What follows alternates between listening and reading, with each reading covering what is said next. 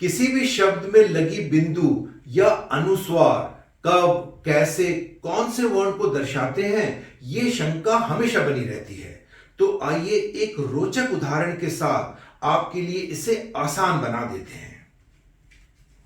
चंद गंजे लंबे डंडे संजोगवश रंगे। इसे एक बार फिर सुनिए।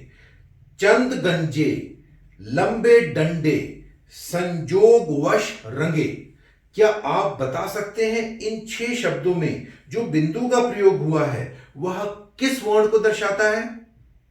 आइए पहले इसका उत्तर देख लेते हैं।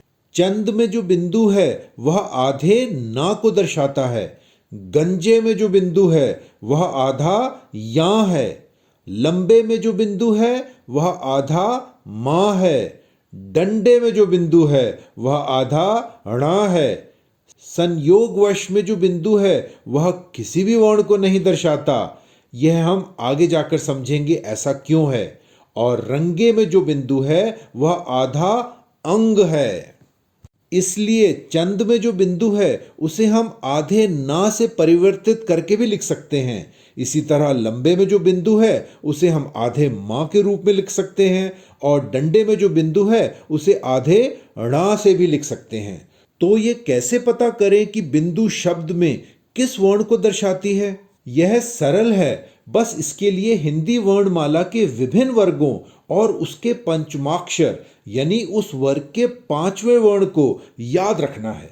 याद रहे, का वर्ग में अंग 5वां अक्षर है, चा वर्ग में या, टा वर्ग में णा 5वां अक्षर है, ता वर्ग में ना 5वां अक्षर होता है और पा वर्ग में मा 5वां अक्षर है। और लाल में दिए गए यह वर्ण य, र, ल, व, श, स, ह किसी भी वर्ग में नहीं आते।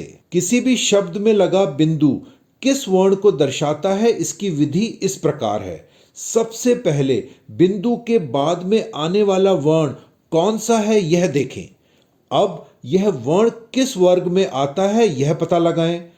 अब इस वर्ग का 5वां वर्ण ही इस बिंदु को दर्शाता है। अब अपना उदाहरण देखते हैं।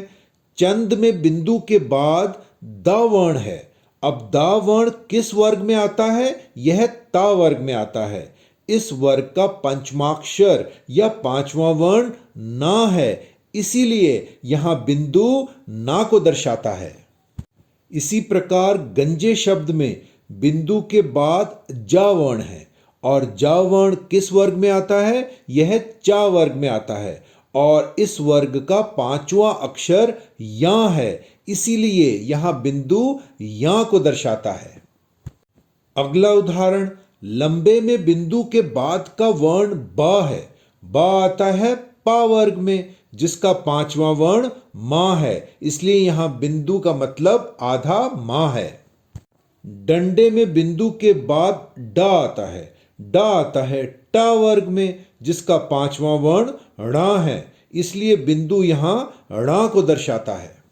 संयोगवश में बिंदु के बाद या है जो किसी भी वर्ग में नहीं आता, इसीलिए यहां बिंदु किसी भी वर्ण को नहीं दर्शाता। रंगे में बिंदु के बाद गा है। गा आता है का वर्ग में जिसका 5वां वर्ण है अंग, इसलिए यहां बिंदु अंग को दर्शाता है। आगे चलकर बिंदु या अनुस्वार को लेकर कोई भी समस्या या शंका हो तो इस वीडियो को अवश्य देख लें। धन्यवाद।